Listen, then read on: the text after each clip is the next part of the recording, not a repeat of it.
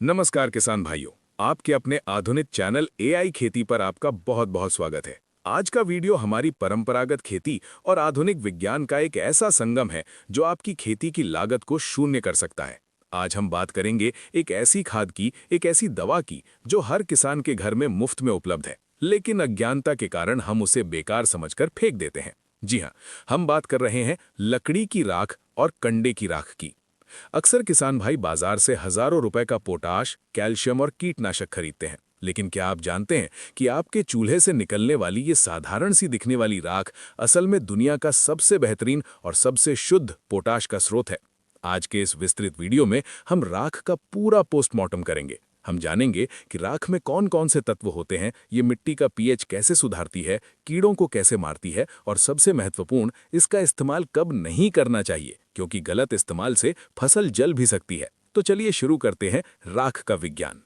सबसे पहले समझते हैं कि आखिर राख है क्या और इसमें क्या पाया जाता है। जब हम किसी भी लकड़ी, कंडे या वनस्पति को जलाते हैं तो उसमें मौजूद कार्बन और नाइट्रोजन तो उड़ जाते हैं, लेकिन जो शेष बचता है वो शुद्ध खनिज होता है। वैज्ञानिक भाषा में कहें तो राख में सबसे ज्यादा मात्रा में कैल्शियम होता है, जो लगभग 20 से 25% तक हो सकता है। इसके बाद दूसरा सबसे महत्वपूर्ण तत्व है पोटाश, जो 5 से 10% तक होता है। इसके अलावा इसमें मैग्नीशियम, फास्फोरस, सल्फर और सूक्ष्म पोषक तत्व जैसे आयरन, मैंगनीज, बोरॉन और जिंक भी पाए जाते हैं। यानी अगर हम इसे खेती की भाषा में कहें तो राख एक नेचुरल मल्टी माइक्रोन्यूट्रिएंट फर्टिलाइजर है।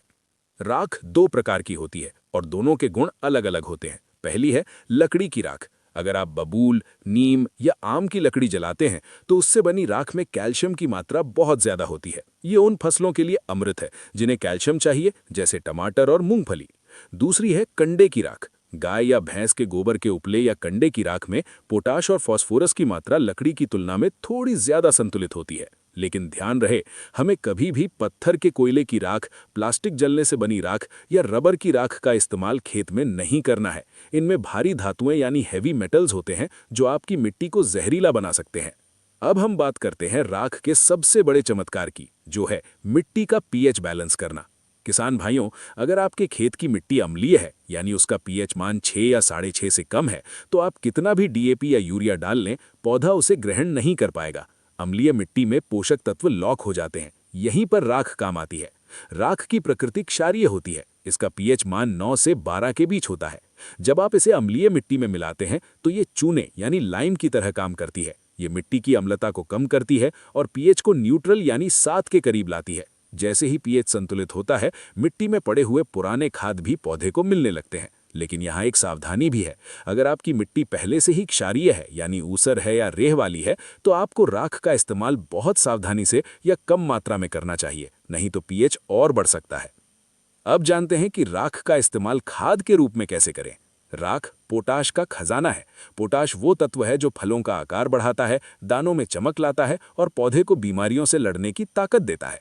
प्याज और लहसुन की खेती में राख का प्रयोग किसी चमत्कार से कम नहीं है।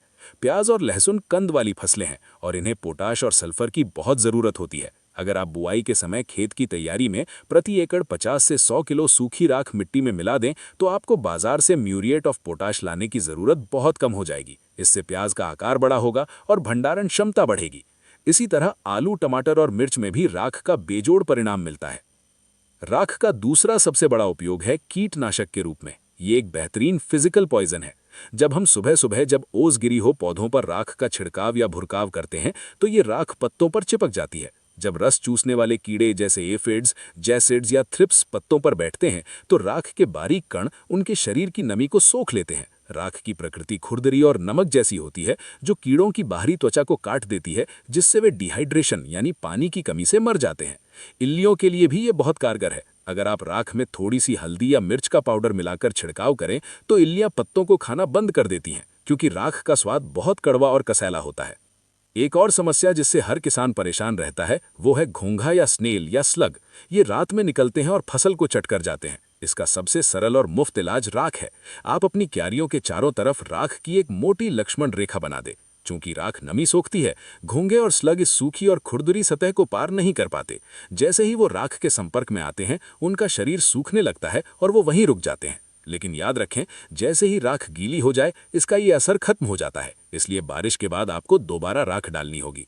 अब बात करते हैं फफूंदनाशक यानी फंजीसाइड के रूप में राख के प्रयोग की।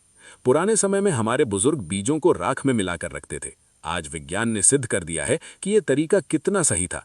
दालों जैसे चना, मूंग, उड़द को अगर भंडारण के समय राख में मिलाकर रखा जाए तो उनमें ढोरा या घुन नहीं लगता।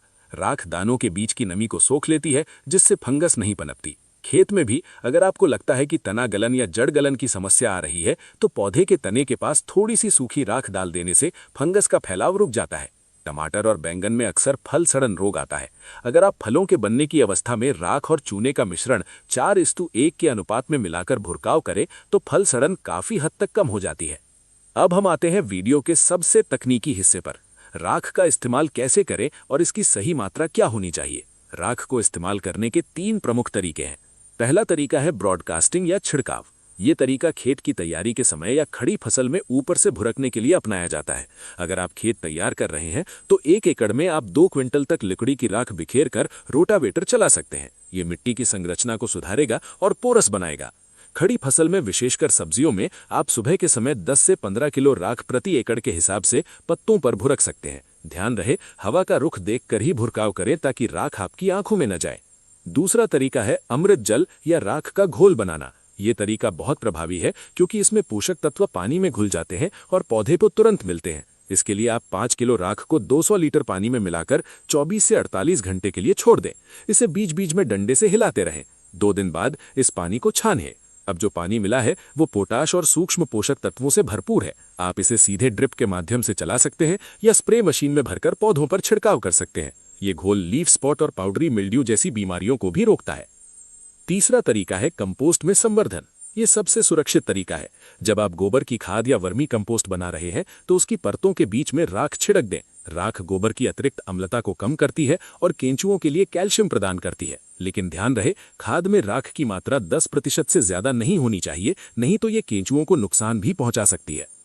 अब किसान भाइयों, सबसे जरूरी बात जिसे आपको लाल स्याही से नोट कर लेना चाहिए, राख का इस्तेमाल कब और किसके साथ बिल्कुल नहीं करना है। यहाँ पर बहुत से किसान गलती करते हैं और नुकसान उठा बैठते हैं। पहली सावधानी, कभी भी ताजी राख को यूरिया, अमोनियम सल्फेट या किसी भी नाइट्रोजन युक्त खाद के साथ मिलाकर न डालें। यह विज्ञान का नियम है। राख क्षारीय है और यूरिया एसिडिक। जब ये दोनों मिलते हैं तो एक रासायनिक प्रतिक्रिया होती है और अमोनिया गैस बनती है। इसका मतलब यह है कि आपके यूरिया की सारी नाइट्रोजन हवा में उड़ जाएगी और पौधे को कुछ नहीं मिलेगा। इसलिए राख डालने और यूरिया डालने में कम से कम 15 से 20 दिन का अंतर रखें। दूसरी सावधानी, अंकुरित होते बीजों या बहुत छोटे नाजुक पौधों पर सीधे राख का ढेर न डालें। राख में लवण यानी सॉल्ट की मात्रा अधिक होती है। अगर आप इसे सीधे नन्हे पौधे के तने से सटाकर डाल देंगे तो ये ऑस्मोसिस की प्रक्रिया से पौधे का पानी खींच लेगी और पौधा जल जाएगा। हमेशा पौधे के तने से 2-3 इंच दूर ही राख डालें। तीसरी सावधानी, उन फसलों में राख का प्रयोग कम करें जिन्हें अम्लीय मिट्टी पसंद है, जैसे आलू। आलू को थोड़ी खट्टी मिट्टी पसंद होती है ताकि उसमें स्कैब रोग न लगे। अगर आप आलू में बहुत ज्यादा राख डाल देंगे तो मिट्टी क्षारीय हो जाएगी और आलू में पोटैटो स्कैब बीमारी आ सकती है, जिससे आलू की त्वचा खुरदुरी हो जाती है। आलू में सीमित मात्रा में ही प्रयोग करें। चौथी सावधानी, अगर आप रसायनों का स्प्रे कर रहे हैं तो उसके साथ राख न मिलाएं। राख का हाई पीएच आपके महंगे कीटनाशकों और फफूंदनाशकों के असर को खत्म कर सकता है। राख को हमेशा अकेले या जैविक काढ़े के साथ ही प्रयोग करें। अब बात करते हैं पाले से बचाव की। सर्दियों में जब तापमान जमाव बिंदु के पास पहुंच जाता है तो हमारी फसलें, खासकर सरसों, आलू और मटर, पाले की चपेट में आ जाती हैं। यहाँ पर भी राख एक कंबल का काम करती है।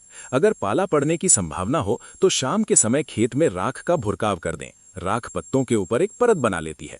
चूंकि राख ऊष्मा की कुचालक है और ये तापमान को नियंत्रित करती है, ये पत्तों के पानी को जमने से रोकती है। जिन खेतों में राख डाली जाती है वहां की मिट्टी का तापमान भी आसपास के खेतों से 1 से 2 डिग्री ज्यादा रहता है, जो फसल को बचाने के लिए काफी है।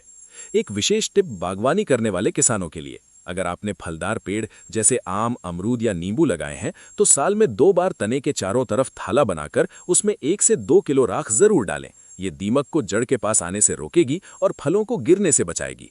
अक्सर नींबू के पेड़ में फूल झड़ने की समस्या होती है, जो पोषक तत्वों की कमी से होती है। राख इस कमी को पूरा करती है और फलों को मजबूती से डंठल से जोड़े रखती है। तो किसान भाइयों, ये था राख का संपूर्ण विज्ञान। ये प्रकृति का दिया हुआ एक ऐसा अनमोल उपहार है जो कचरा नहीं बल्कि कंचन है। बस जरूरत है इसे सही तरीके से, सही समय पर और सही मात्रा में इस्तेमाल करने की। अगर आप इन वैज्ञानिक तरीकों को अपनाते हैं तो आप देखेंगे कि आपकी खेती में रासायनिक खादों का खर्च आधा हो जाएगा और उत्पादन की गुणवत्ता दुगनी हो जाएगी। लकड़ी और कंडे की राख को आज से ही इकट्ठा करना शुरू करें, इसे बारिश से बचाकर रखें और अपनी खेती में इस मुफ्त के खजाने का लाभ उठाएं। उम्मीद है एआई खेती चैनल का ये प्रयास आपको पसंद आया होगा। हमने कोशिश की है कि आपको बिल्कुल सटीक और गहरी जानकारी दी जाए। अगर आपको लगता है कि ये जानकारी आपके काम की है तो इस वीडियो को अपने तक सीमित न रखें, इसे अपने साथी किसानों के साथ व्हाट्सएप ग्रुप्स में शेयर जरूर करें।